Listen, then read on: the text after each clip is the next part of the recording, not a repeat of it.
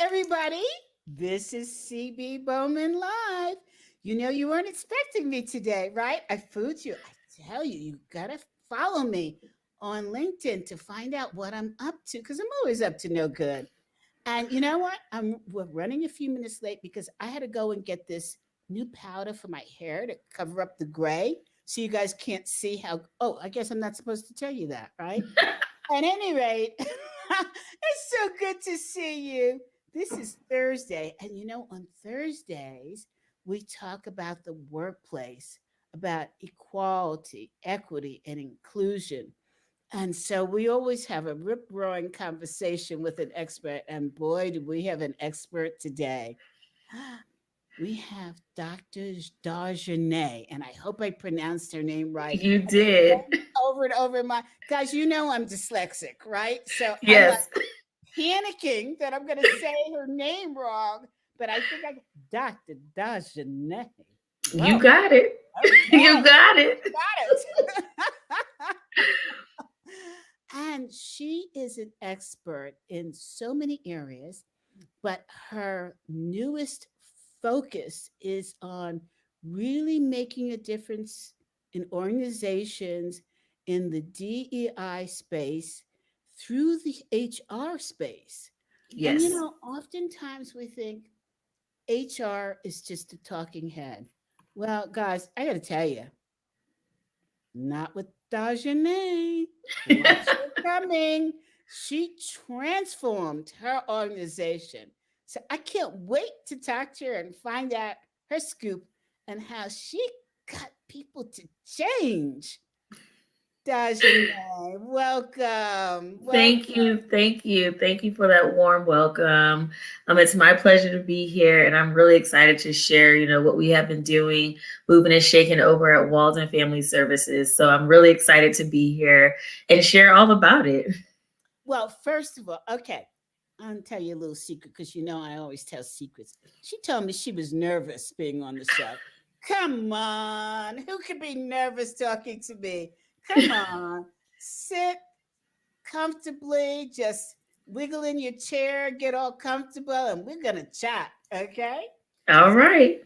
First, I want to know because we all know that it's a struggle for our brothers and sisters to get to the top. Mhm. How did you tell us about your family life? Tell us about how you grew up, that you became a doctor. I love it. I want to hear the story. I want to hear it because I want to motivate our young folks to follow in your footsteps. Well, growing up, I had wonderful, wonderful role models. I actually had the pleasure of being a second generation college educated. Well, I would say technically say third. So my grandmother went to college. My parents both went to college, and my sister and I just didn't have a choice. My sister I was is going to say that you didn't have a choice. We didn't. We didn't have a choice.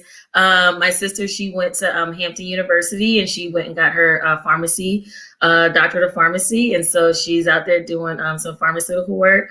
But for me, my path was through education. My aunt and my mother and my grandmother all were grade school teachers. My aunt, she became associate superintendent. I even had the opportunity to teach in her school district after I had after I had graduated from North Carolina A&T. And so not only are we college graduates, but we all went to historical Black colleges and universities. And it's my passion to share all about North Carolina A&T State University. My sister, again, like I said, went to Hampton. My aunt went to Winston-Salem State University. My dad, I followed my dad's footsteps, and he's a doctor as well. My aunt, she got her doctorate in educational leadership. When I say we were born and bred to do this, that's exactly what. In the womb, you will do this. We will do this, and we did. And my goal was to get my doctorate before I was 30, and I achieved that goal. Yes, and I was moving, and at one point I didn't want to do it, and then my husband, he really pushed me, and he really encouraged me to continue to go to get my doctorate. And so I went to USC, and I got my doctorate in educational leadership. What does the husband do? My husband, so for my master's, So after undergrad, I taught in the classroom. I wanted to get my master's, so I went to University of Hawaii, Manoa. So I know from Virginia, I went from Virginia, North Carolina to Hawaii. So it was an amazing experience. I ended up meeting my husband. He was active duty Marine, and we eloped. And yes, after I graduated. Story now. Yes. So after I had graduated my master's, we started dating. We then eloped. He had gotten orders to California, and so that's how I ended in California. And he actually just recently retired after serving 20 years in the Marine Corps. And so I'm just so excited for him. And he actually joined right after 9/11 had happened. And so he was in the initial push, and he was one of the first units to get to Afghanistan and Iraq both times. And so that it was pretty crazy to even knowing somebody and then marrying somebody who was a part of that. And so as we celebrated 20 year of 9/11, he was, kind of emotional. And so just supporting him through that and getting him through that and talking with him about his friends that he had lost and just being there for him this past, 2 weeks it's been fun because he's actually been able to support me through my trials, and I was actually able to support him through that. And so, yes. And so, please, long story short, go ahead. Please thank him for his service. Oh, I will definitely let him know. I'm an Army brat. You could see from the hat. My mom actually served, and so she was a major. She retired as a major, and so we used to live abroad. Yes, so I was a military brat. Yes, yes. Yes. So like I said, I've came from excellence. And so I'm only continuing with that and being that role model for my daughter as well. And so when I came to California, I didn't want to go back to school. I said, I got my master's. I just want to teach in the classroom. I started teaching at Head Start. And he was like, yeah, no, you got to go back to school, because he knew that was an aspiration of mine. And so I applied and I got in, and it was so funny. It was up until the last semester before I was graduating and I was working on my dissertation. I said, I've had enough. I don't want to do this anymore. I don't want to finish. She said, what? Same thing for my master's. I stopped 1 year shy. Yeah, and it was a semester I was going to submit my dissertation and graduate. And I was like, I don't want to. And so he was like, you don't have a choice. You're already there. I love it. I was dating the dean of the school, and he said, you want to teach here, you have to finish. And I'm like, who are you to tell me? Right. I finished though, and I taught there. See, it's a motivator. Yes. So so that's actually how I became a doctor. But I also had, again, great role models to show me, kind of the way, and to continue to push me and to, just let me know that it's okay. It's okay. And then now I'm here. Wow. I have to thank your family, both your new family as your husband and your old family, your parents, your grandmother. Wow, what a powerhouse. Yes. Oh my gosh. Thank them for putting you here. I'm so warmed by your story. Thank you. And so from all of that, then you went into D&I or DEI, or you went into HR? Okay, so for the first 10 years of my career, I was a school teacher, but I also had really pushed forward and became an early childhood administrator. So I was a director of a private kindergarten and preschool, and then I went to the school district, and I was assistant director of a preschool district programs or a Head Start and state preschools. And I also serve on a board. It's called MAC Projects in Chula Vista, and I serve on their board. I came through that program as a parent, and so I don't know, many of you know, as a participant in the Head Start program, you have an opportunity to join the policy council, which helps drive decisions at the level, at that time, we were able to directly work alongside of Human Resources. We were actually able to screen resumes. We were actually able to sit on interviews during that time. They kind of changed some of the regulations around that, but that's kind of where I got the interest in it. Then as a director, I had to do all of the talent acquisition myself. I came into a school that I was the youngest. I was the only person of color. I was the only woman of color. And I had a lot of hurdles to overcome. There was no teachers that looked like me, and there was no families that looked like me. And their board brought me on. And so it was a very exciting and challenging time period, but it was so worth it. And that's, kind of coupled with my dissertation in social justice education and around equity and culturally relevant pedagogy, it really, really, truly propelled me for where I am today.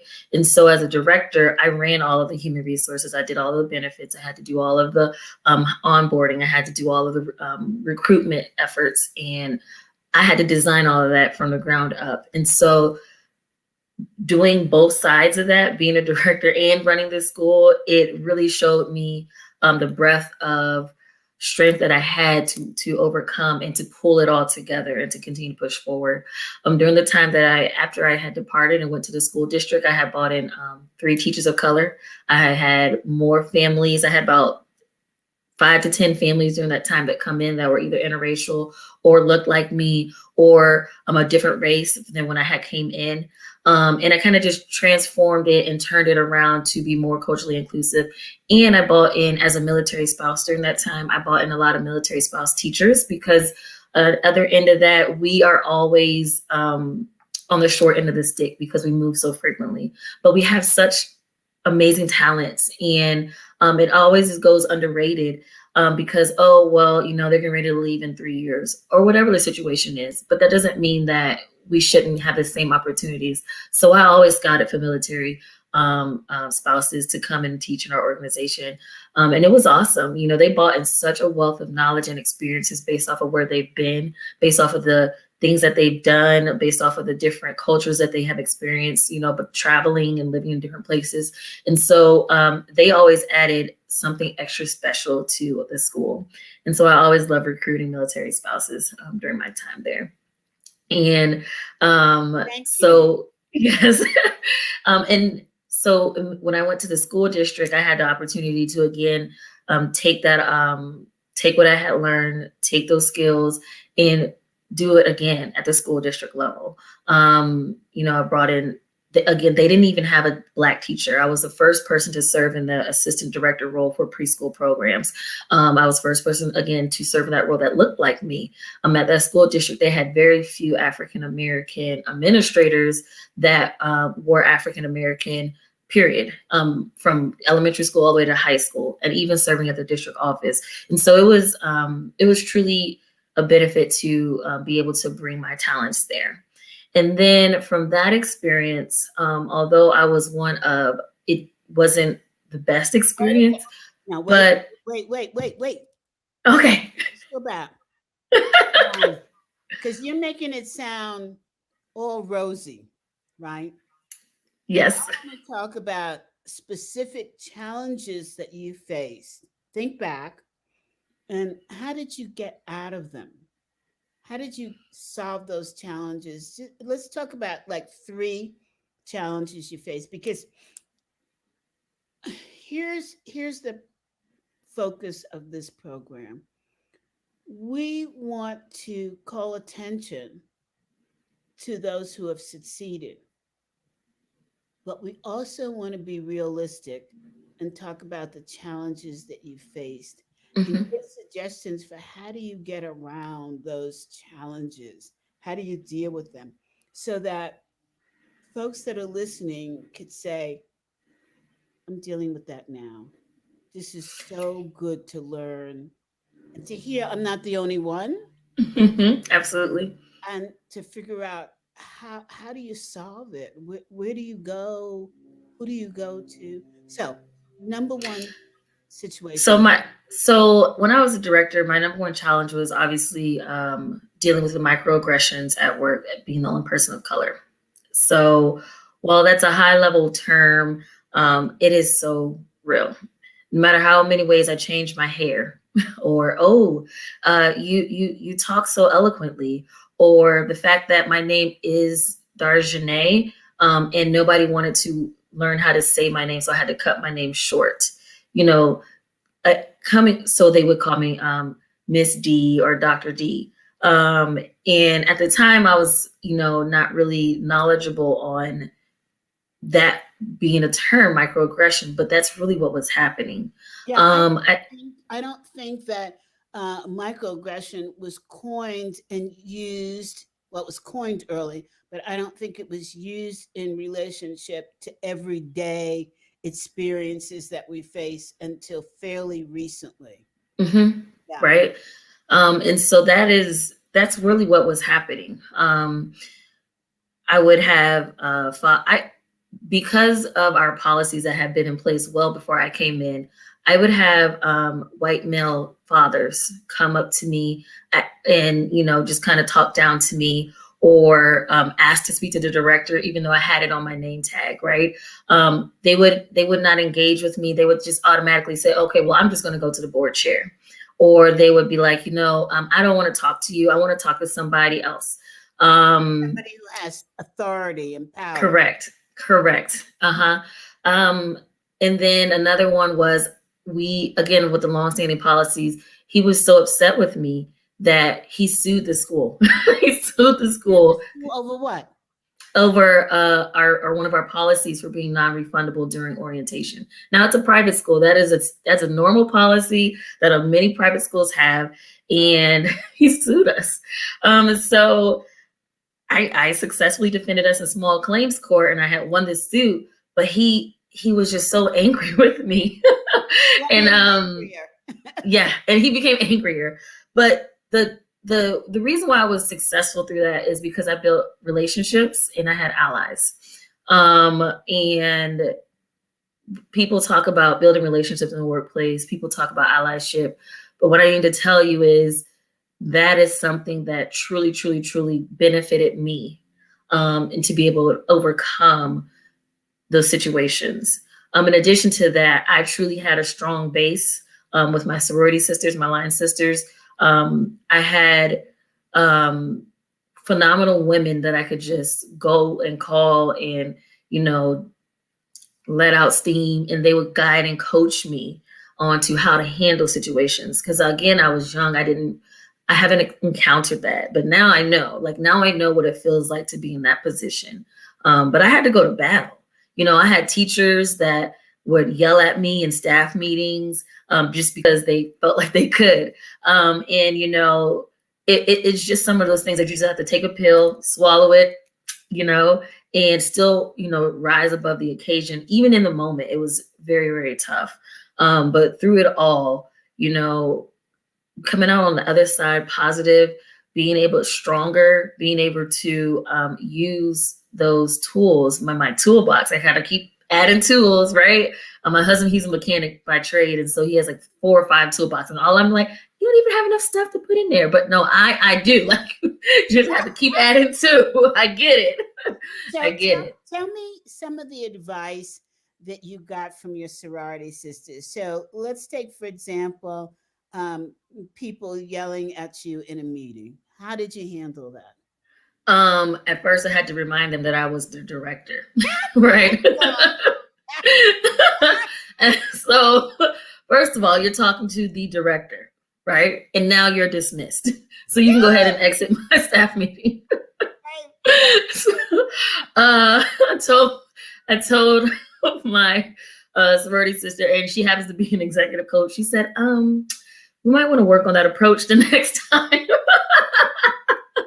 I don't see anything wrong with that. And so, what she did was she said, and the next time, you need to learn how to push past that, pull that person to the side and let them know, there's a time and a place. And I understand that you were not happy. However, have a conversation with them in private. And and a lot of emotional intelligence and a lot of emotional learning that I had to overcome. So it was been a doozy. I am just loving this conversation. Yeah. So, and then I have one line sister. She's an attorney, and she cracks me up. She's like, "Oh, absolutely not. This is," and she'll just go down like all these legal terms and all this legal route on what you do. And I said, "Now, sis, I don't know." Let's get real here. Yes, but they actually, between the two of them, they really whipped me into shape, and so I truly, I call on them even to today. One of them, we ended up moving during the pandemic, and we ended up moving. So we never told each other we were moving to the same city area, but we didn't know where we were. I bought our house first. We signed, closed. She had no idea where we were, had moved to. She had bought a house, signed and closed. And I said, okay, where are you at? She's less than 5 minutes away from me. And we had no idea. And so literally, when I call her at the drop of a dime, it doesn't matter. And she is there. Both of them are there whenever I need them. And they've really, truly helped me get to this place where I'm at now. And they've heard my passion. They've heard my cries over the time. While I was the assistant director at the school district, I wasn't there for a long time. I didn't have a wonderful boss. When we talk about like workplace stress, when we talk about workplace inclusion, we don't talk about how bosses can be jealous of their employees that work for them. And we don't talk about how sometimes people are there for a long time, that there's no consequences for how they treat their employees. But it's true and it's real. I ended up catching Bell's palsy while I was working there, and the half side of my face was Bell's palsy. And so that experience really, truly, engaging with their human resource department, telling them about what has been going on, providing them the documentation on how I was being treated, just went on deaf ears. And I said, you know what? No more of that. No more of not being able to be supported, or no more people more concerned about people who've been there for a long time and not listening to true issues that have been going on. And especially for a person of color in a district that didn't have many administrators of color. And so there was layers and layers and layers of issues that really, truly have transpired. But I just happened to be the one. And I said no more. I took that feeling. I took having Bell's palsy. I took the stress of that job, even in the middle of a pandemic, not being taken seriously, or not even been even a little compassion on having a young child at home. I was told by one of the superintendents that, well, that's why I didn't even pursue administration when I had young children. Right. Yeah. So talk about priorities, talk about what really is, what are we talking about here? I said, you know what, I'm not going to deal with this, and I'm not going to be bullied, and I'm not going to be treated like this, and nobody should be. I'm not even in a position where I have to be here. Right. And so after that had transpired, I just got myself together. I was like, I leveraged all of my human resource talents. I coupled that with my dissertation, my background in social justice, equity. I leveraged all of those things. And I said, you know what? I am going to switch careers. After George Floyd, after Breonna Taylor, I couldn't take it anymore. I wanted to make a direct impact in my community, working with employees, working with C-suite executives to understand that we have got to see people, not as just the employees, but people make up organizations. And if you don't have your people, you don't have an organization or a company. And to truly, truly, truly meet people where they are at, and then allow them the space to truly show their talents and make that impact. And I found my place at Walden, and the Teresa and Sue and their executive team, they really truly saw me. They saw what I had. They saw what the strengths that I could bring. They didn't really know what I had come through, but they saw me. And now they are allowing me this space to operate in and to benefit the employees as well as the company, and to benefit the impact that we're doing within the community. And so this is why I'm here. This is where I am supposed to be. And so through those periods as a director and all those microaggressions that I faced firsthand, I just sat in a training yesterday on transracial adoptions and fostering. And we did a session on microaggressions, and all of the themes that they went through, I've experienced in 4 years as a director. And so, and then again, as an assistant director in leadership roles. And so when I mean walk that walk, I've kind of literally been through that path.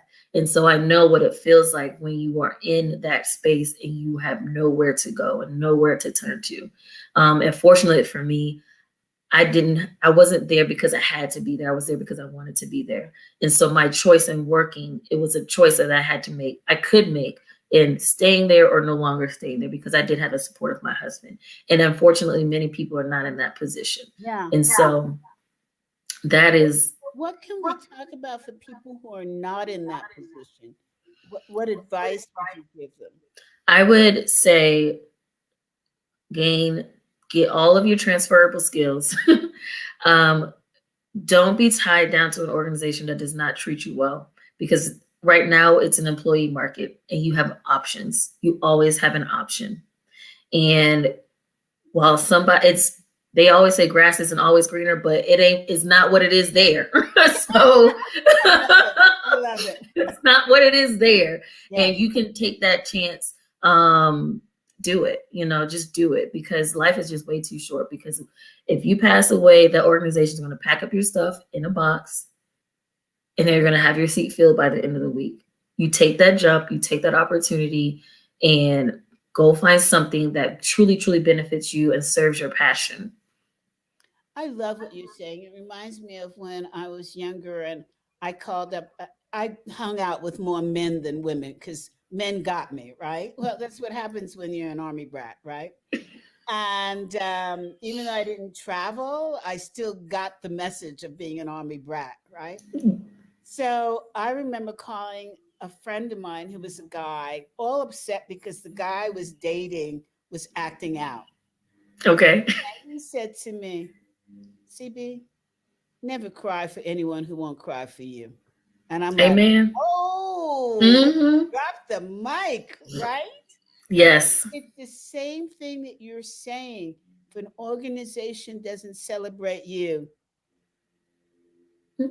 leave. Give them the boot. You don't owe them nothing. Nothing.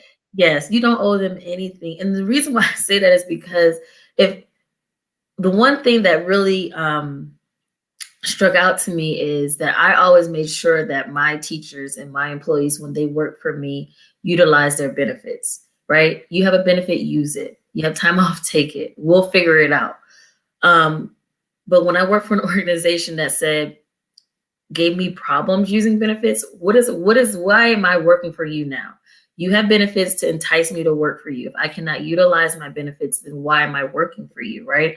Or if you're going to give me a hard time on you giving me something to do and I deliver the product, but you don't like the way it was done without giving me any parameters or anything, or not letting me operate in my true space and show my true talent because you've micromanaged me, you've imparted some things on me, you stress people out. Like, who has time for that? Who has time for that? Who has time to wake up in the morning, to go to your organization and to not truly, truly feel like they are making that impact? Not gone are the days or having to serve in that capacity. Organizations now are really, truly having to transform how they operate to do that. So true. So true. Words were never spoken. I think the term has been coined, the Great Resignation. That's Absolutely. what we are going through right Absolutely. now. People are saying, you know what? I've respected the organization for however long I've been there. I haven't felt it returned. It's time for me to leave. Right. And unemployment right now is supporting that decision because so many people are making more money on unemployment than they are. Absolutely. So people are saying, adios, you know. And even those who are at the top of the ladder, which I coach, are saying, this organization doesn't meet my moral standards. And with the killing of Floyd, it's really emphasized that point because a lot of Mm-hmm. people woke up in shock. Mm-hmm. Mm-hmm. And I'm not talking about our folks. I'm talking, Mm-hmm. as you young people say, people who look like me. No, Mm-hmm. those people that didn't look like us that said, what? This is still going on? How is this happening? Mm-hmm. And organizations that didn't come out and support the charge, people are now saying, wait a second, uh, what? I thought that we were okay as an organization. And now I'm realizing we are not okay and we're on different planes. Mm-hmm. One going north, the other one going south, or one going east and the other one going west. Mm-hmm. And I think I need to jump ship, jump to the other plane, right? Mm-hmm. Mm-hmm. Absolutely. Sadly, some of this is being done without thinking it through clearly. Correct. It's an emotional charge, which I totally respect. But if you're at the top of the ladder and you're jumping ship, well, who are they going to hire? They're going to hire somebody like they expected you to be, right? Yep.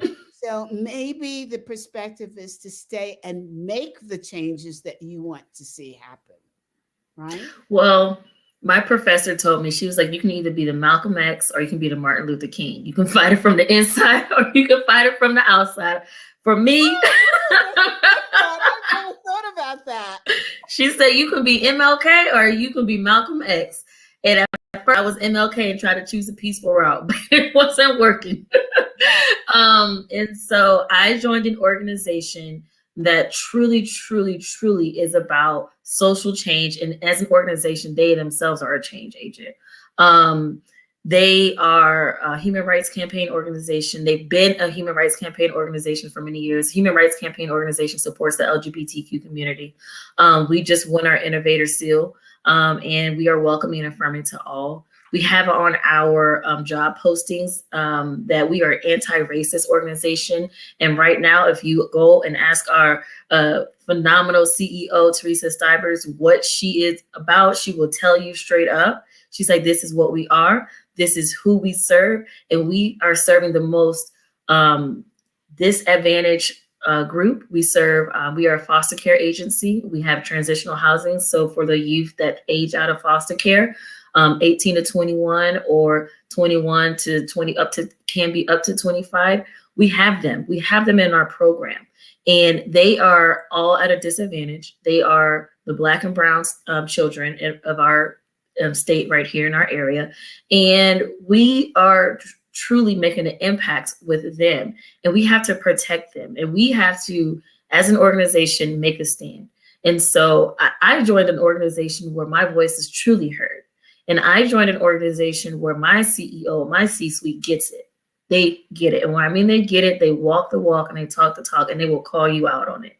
And I am truly proud to be here because I found a place where they reflect who I am, where I want to be, and they truly show, my passion. And I'm able to do that.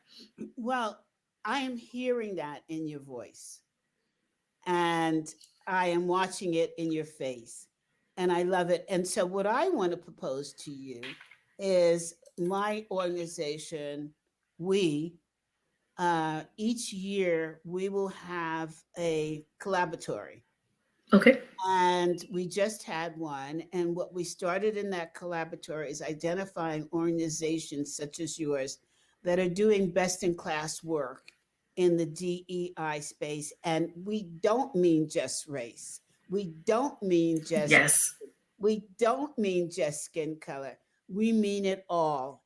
And what absolutely. we are focused on, this is going to sound weird, is how the employer treats the employees before they're focused on their customer. Mm-hmm. because it's a trickle down effect. It is. Or Absolutely. up regardless. So our first awardee was Bank of America Okay. because they're doing extraordinary work, and they started way before the killing of Floyd. Right. Mm-hmm. Um, I would love for your organization to apply Absolutely. 2021. Okay. Absolutely. And Absolutely. I'd love for you all to be involved in the work that we're doing in the collaboratory. So we could talk about that offline because LinkedIn will kill me if I start marketing. But it's not marketing. It's I'm excited because I can hear your excitement in the organization. And for you to say that your CEO, and I heard that word your, Mm-hmm. that's a game changer. It is. It is. Mostly you hear the CEO or our CEO or, you know, just CEO. You don't hear your CEO. Mm-hmm. That's a great thing, right? Mm-hmm. Yep. And so I want to ask you because we have a little bit of time left, thank goodness. Um, why do you think your organization has this posture? It's My not CE. just, it's not just because of your clients, because I've heard just the opposite from organizations that are serving the same clientele, and Mm-hmm. employees are totally unhappy. So Mm-hmm. what is going on? What's the magic sauce there? Um, they listen. They are listening. They are actively listening to the needs of their employees. Um, Why? because for instance, our CEO has been there for 10 years. Our COO started as a social worker and now she's a COO. She's been there for 20 years. We have employees that have been there for a very long time. Um, while we are a nonprofit, they see us. The first thing that they said to me, even as I walked in the front door, was, "We have really great benefits, and we honor your birthday as a holiday." Right. So today is my birthday, and Birthday! thank you. Oh my And gosh! they see me, right? I always take off my birthday wherever I work, but I didn't have to because it's a holiday here. I didn't have to like put in and explain why. That is just one way that they see me. They see their employees. Our COO is very involved in everything. And she actually keeps up and she asks about our family intentionally. She truly, truly cares about our family. Our COO, her name is Sue Evans. She is actually an immigrant. She's an immigrant. And so she gets it, right? So she understands what it's like to be not from the country, having to go through the immigration process. She knows what it's like to be not American. Same with our CEO. She's Japanese descent. She's Japanese. Her family currently lives up in, her parents live in, Wait, I that's think, Sue. North. It's Japanese. Teresa Stivers. She's the CEO. And so we're led by two, we don't even have white CEOs or COOs. And we have, they're of color, right? They're of from a marginalized community running our organization, serving marginalized communities. What country is Sue from? She's from the UK. So I think London or England, is one of the two, but it's UK. And so I love her. She has a strong accent, and she is passionate about what she does and what our workers are doing. And so this role truly came out of the need for the employees to truly have a different person, like a different lens to look at policies, procedures, look at our talent acquisition cycle. So right now we're in the process of updating our onboarding cycle. We're actually, we've renovated our interviewing process. And we truly want to be streamlined and be leading edge when it comes to that. And when I mean that they're walking the walk, I was even able to currently partner with Caravanserai Project in the Empire. And we actually, myself and Walden are leading the organization and getting collaborative with all other Inland Empire nonprofit organizations in the diversity, equity, inclusion. So we're doing a networking, strategic networking and planning circle. And we've collected other nonprofits, organizations serving mission-driven, that their purpose is.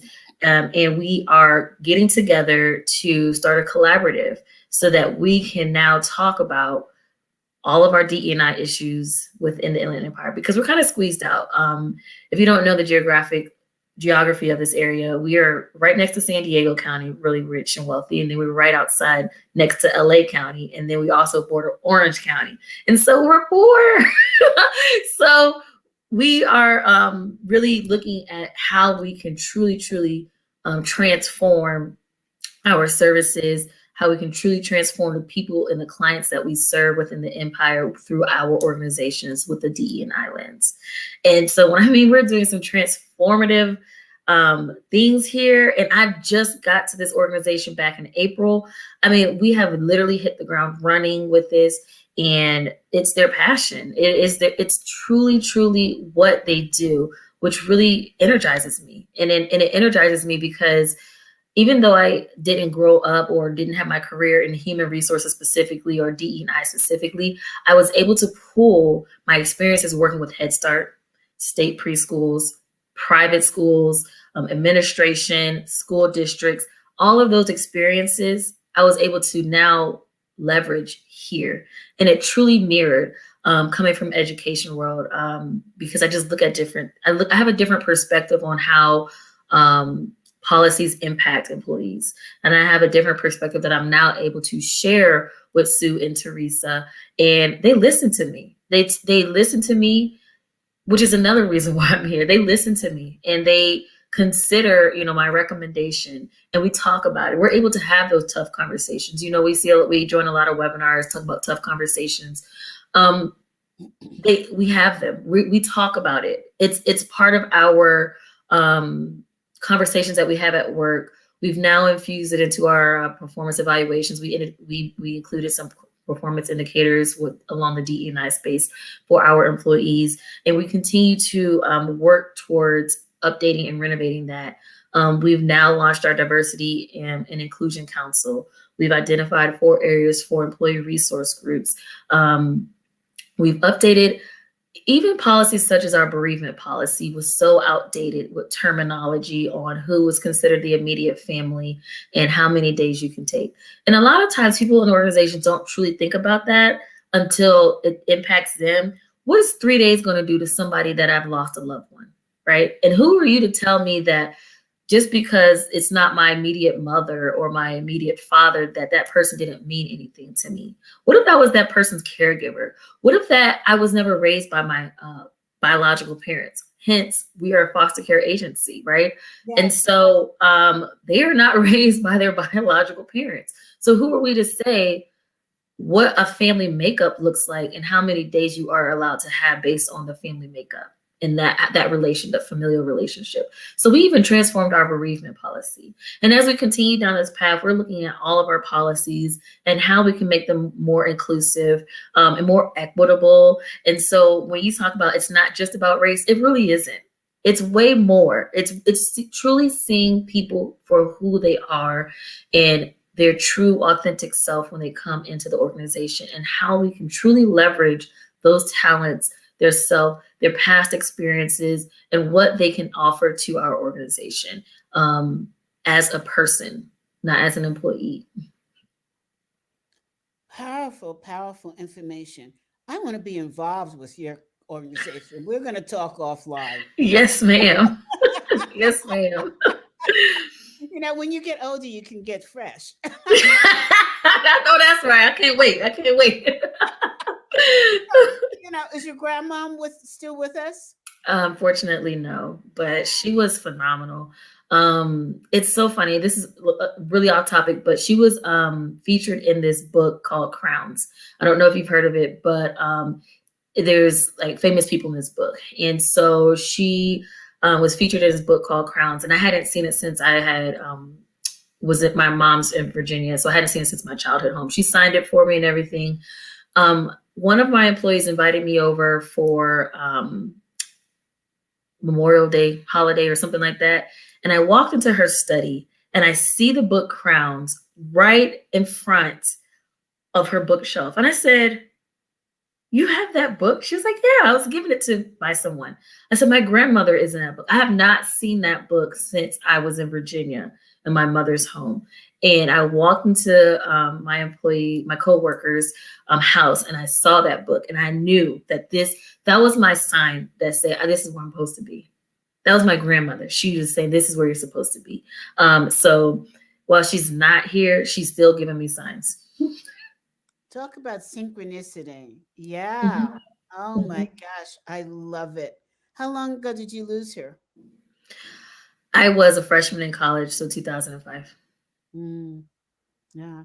But I can still hear, and I didn't know her, but I could hear the power she had coming through you. Mm-hmm. So that's what a legacy. I know she's up there laughing her head off. And she is. She is. I left a fiery granddaughter. Yeah. I want to ask you, do you think the success in your organization is due to the fact that it's led by two people who've experienced moving to a different country, who've experienced a lot of the, let's call it what it is, discrimination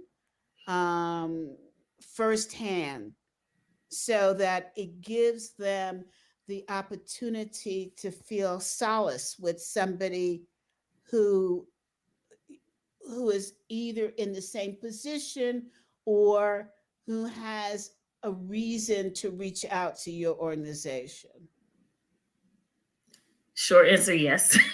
They have they do. They have firsthand knowledge. They have firsthand experiences of what discrimination or being discriminated against in their own capacity, right? And so they have firsthand experience of that. They have firsthand experience of our youth who do not have positive interactions with law enforcement or authority figures, period. They understand that firsthand because of their lived experiences. And so that transcends into being compassionate and how we treat our clientele and our youth, how we treat people that are interacting with them. And because of their experiences, even as adults, that they still experience, they're able to understand with an empathetic lens on what our clients are dealing with, how, even though as a nonprofit, we do receive a lot of federal dollars, a lot of state dollars, but we don't really see, they don't give are receiving the support that truly makes a difference to provide a even higher quality program.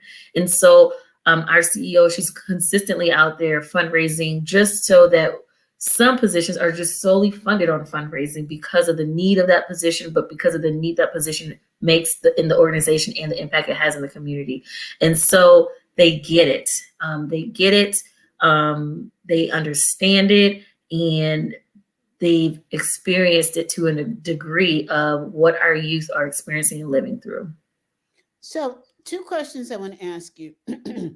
One is about your clients, and two is about your colleagues. Okay. I'm just saying that in case I forget, because Okay. Yes, ma'am. This question is about your colleagues. You mentioned that some of them have been there forever. Mm-hmm. In most organizations, that's the kiss of death. Can be. Why is it different for your organization? I would say there's many factors. One of our employees had been there for 25 years, and she's actually seen the transition from the original founders of our organization to where we are today. And we recently had celebrated her and her accomplishments at being in the organization. And I asked her, I said, why have you been here for so long? And she said, it's truly because she really sees that the work that the organization does truly matters.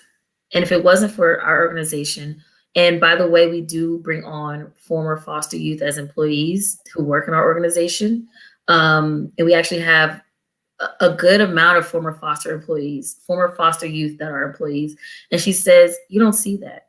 We actually take the time to develop employees in addition to, the work that they're doing, but we develop them. We have employees that come and they're young, they start their family, they decrease their hours, they come back full time, they go to school, they decrease their hours again, they come back, they're recharged, they promote, they're leading teams now, and we develop them, right? And we are growing our employees so that in the event they do leave, they are solidified within themselves on the work that they do.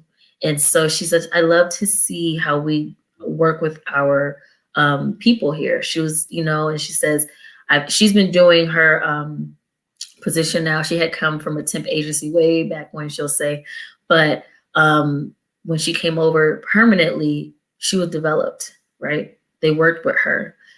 They listened to her recommendations, and they used her recommendations. They allowed her the space to transform programs and processes for better efficiency. And so if you ask those long-term employees why they're still here, they will say some of that along the same lines. That's a tearjerker. That is a tearjerker. Tell us about clients. So our clients are, we are a foster care agency. So before we did family style fostering, we did do group homes. After we transitioned out of group homes. Okay. Wait, time out. You're going to have to explain each of these terms to us. This is so group home. So I guess back in the 70s, 80s, early 90s, children in foster care, they were removed from their families and put into a group home. So it's layman terms like an orphanage, but it was supplied, right? So they were put in a group home. Hopefully somebody would come and adopt them. If not, they would age out of the program at 18 and just be on their own. Okay, we transitioned to family style treatments. And so basically what that means is when we have resource families. So the term used to be foster families, and now it has transitioned to resource families. Why? And so because they are a resource in the community, and that's why the term has transitioned.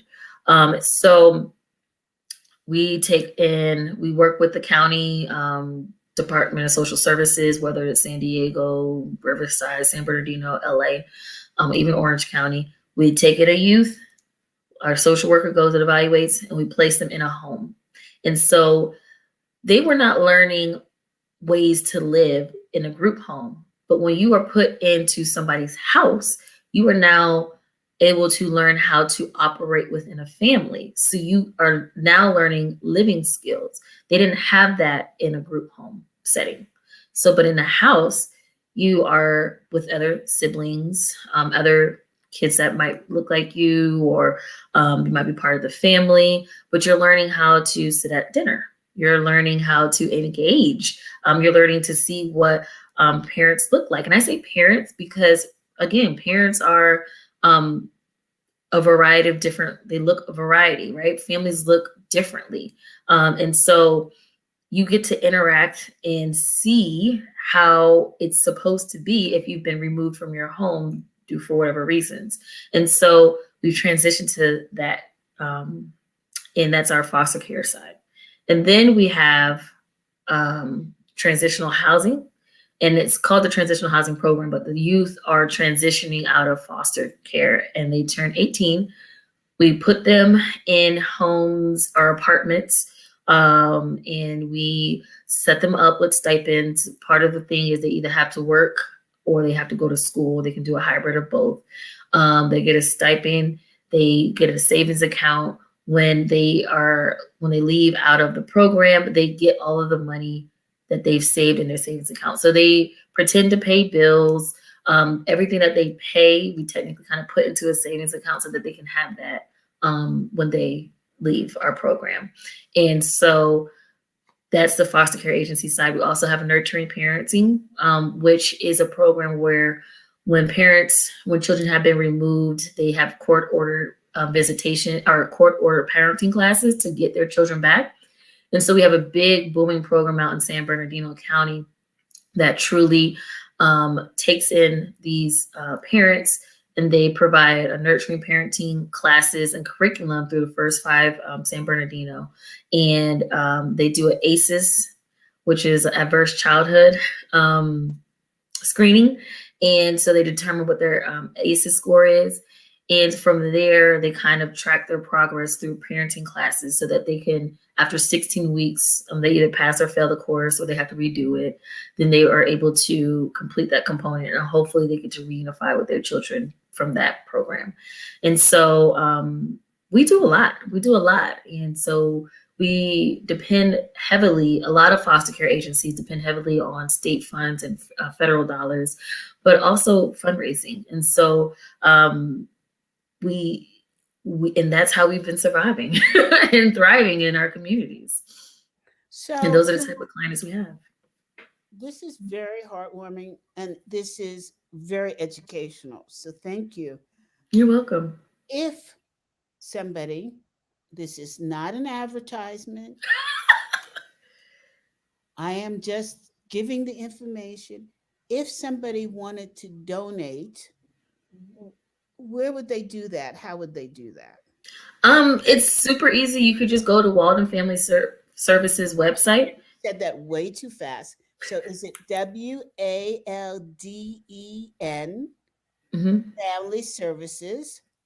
And on our page, it has a place for donations. Is it .com or .org?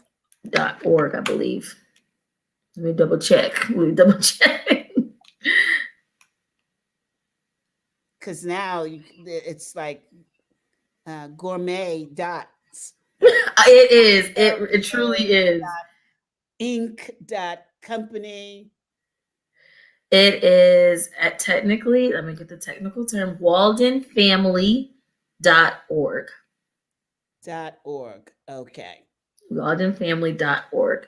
And you'll see on our website our mission, our vision. You'll see everything I just shared, and then you'll have an opportunity to donate there, or you can reach out to our CEO, and she's phenomenal.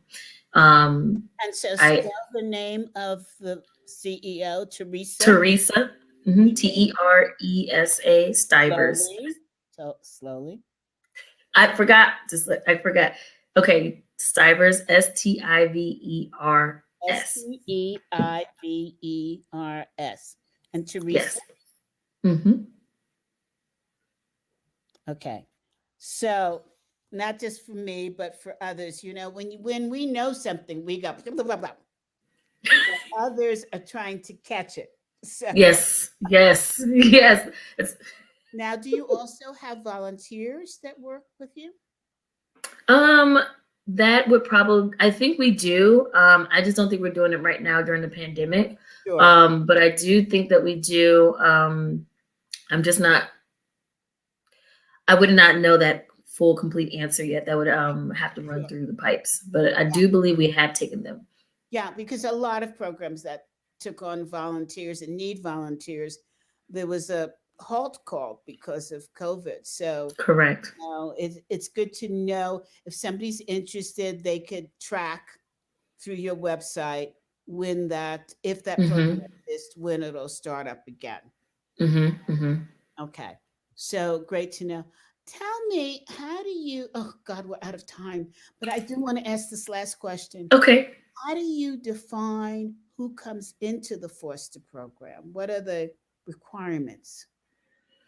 For foster care, we believe, from my understanding, is they come through us from the county. So we get our children from the county, or they call us directly. But to get families, we have a lot of outreach programs. Foster families can come to us. We're always wanting more foster families to house all of our children that we have, and there is a lot of children in the foster care system. And so they come to us. We do outreach programs. Again, you could go to the website and submit, your application there as well.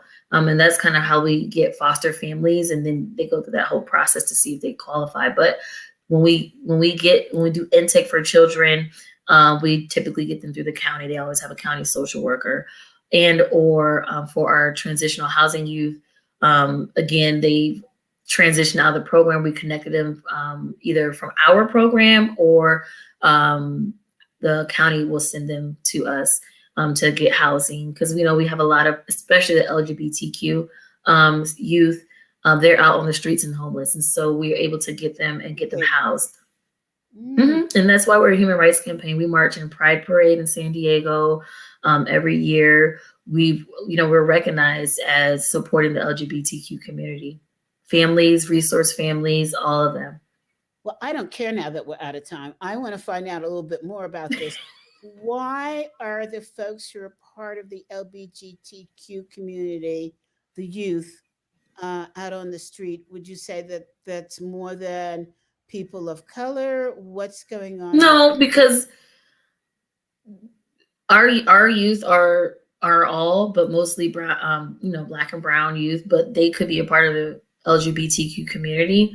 It is just what it is. I just think that it's just the statistics of it, the studies that have been done on them being there. I just know that through our organization, we're able to support them and house them and really help them. Even some of the ones that are transitioning from one sex to the other, we are able to help them through that as well. So is there a higher number of family rejection? Is that what's going on? And so we have to train our families through that process as well, because sometimes they'll say, well, I don't want a youth that's part of that community. I don't want to talk about it, or whatever the situation is. And unfortunately, we don't go shopping for kids. This is not a magic wand that you go down, or you can't just go down the aisles and go say, oh, I want the child to look like this. I want the child to look like this. I want them to have, we don't do that, or special needs youth, or really just marginalized. And so we really truly have to train our families, work with our families, and let them know that our youth are exploring, who they are. We even have to take sex trafficking classes, because what happens is they are also at a higher risk for being trafficked one way or the other, because they're given the promise of food, housing, clothes, but under disguise of they have to do something for this. And so we really try to. Your foster parents are sex traffickers. No. That's no. I'm just saying that our youth are exposed to that if we don't get them. Like if we don't have them in our program, they are at a higher risk for that. But it's about training. Like even our foster parents have to even know what those signs are, because it can happen. And so we send them through training. Also that the sex trafficking, that the folks that are part of the LGBTQ plus community have a higher risk than those that are of a racial? I would just say that in general, foster youth and youth that do not have a family unit to go home to, who do not have resources, do not have proper housing, do not have job, are not in school, or don't live on campus, have a higher risk of that, just in period. Makes sense. They don't have anywhere that supports them to get those needs covered. This is, it's a sad subject that we don't discuss. We don't have enough information about. And so I'm really appreciative to you to coming on and informing us about what's going on. And I do hope that somewhere out there, there's somebody who is interested in supporting your program financially or as a volunteer, because you're doing incredible work. And thank you for doing that. It's got to be heart-wrenching work, but at the same time, rewarding, especially when you see folks that have gone through the program come back and work in your office. How great is Absolutely. that? Absolutely. And so it's just phenomenal just to see the whole transition happen from start to finish. And when we do have youth who are successful, and we have many who do end up in college, graduating from college, and are able to have a flourishing career. And a lot of the several former foster youth employees, they're able to get married. They have children now. They have flourishing careers, and they're able to do it with us, or some of our youth are just able to just be whole in general. And it's just a beautiful picture and a beautiful cycle to see. Well, I also hope that amongst our listeners that if anybody is available to offer a scholarship program for education, uh, please reach out Yes, to our doctor here and Dr. Darjené and help some folks that really need some we support. do. Thank you. I appreciate that, CB. Thank you. Well, guys, we are over by about 9, 10 minutes, and I'm sorry, but no, I'm not because I know I always spin the truth, right? Yes. Been an incredible conversation. I don't even know how we met each other. I think we've met now for the first time, but you know, Jar has identified you as a person to be on the program, and I will send her a note saying this was you're an amazing find, you know, and Thank now you. you're part of our family, and so Thank you. this is wonderful. Thank you so much. Thank Teresa. Thank Sue for being wise enough to bring you into their family. And I'm so happy that you are all now part of our family. Yes. So, with that, everybody, you've heard my secrets for today. I'm not sure when I'm back on Thursday, but I know I'm back on Tuesday for Challenges of the C Suite. So, I will see you on Tuesday and watch LinkedIn and watch your email to know when I'm back on Thursday and what I'm up to. Because I move like the wind. So, you got to keep up with me. Thank you so much. Have a wonderful, wonderful day and have great success. Dr. Dajane, it's been my honor, my pleasure. And I hope you'll come back and tell us more about your programs. Absolutely. And I look forward to it. Thank you so much for having me on your show today. It's truly been a wonderful experience and an honor to share all about myself and what the work that we're doing in our communities. And I told you not to be nervous. You See? did. You did. Okay, hang on now.